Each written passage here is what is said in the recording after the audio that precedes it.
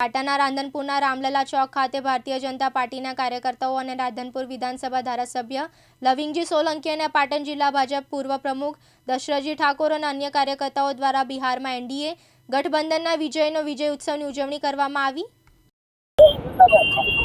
એ તો આપ જાણો છો કે બિહારની જે ચૂંટણી હતી એમાં ખૂબ જ એ લોકોના અમુક માણસોના ગબારા આવતા હતા, પણ જે ગુજરાતના પનોતા પુત્રો અને ભારતના વડાપ્રધાન અને વિશ્વ નેતા મોદી સાહેબનો જે અને અમિત શાહ સાહેબની જે ચાણક્ય નીતિ છે એમાં એ બિહારમાં એ બહુમતીથી 2/3 બહુમતી મળી છે।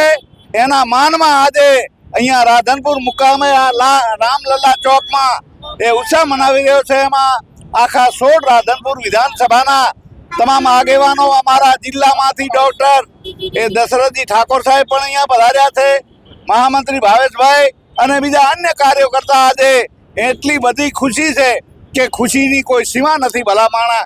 કેમ કે આ બિહારની જનતાએ મોદી સાહેબનો જે માન સન્માન રાખ્યો છે એ ઉપરથી જાણવા મળે છે કે ભવિષ્યમાં પણ આ જનતા જનાર્દન એ મોદી સાહેબના પડખે રહેવાની અને કાયમ પડખે રહેવાની। બોલો ભારત માતા કી આજે બિહારની જે જીત થઈ છે એનડીએ સરકાર, એમાં યશસ્વી વડાપ્રધાન નરેન્દ્રભાઈ મોદી, અમિતભાઈ શાહની કુનેહ અને ચાણક્ય નીતિથી આજે બિહારની ચૂંટણીની અંદર એનડીએ સરકારનો ભવ્ય વિજય થયો છે।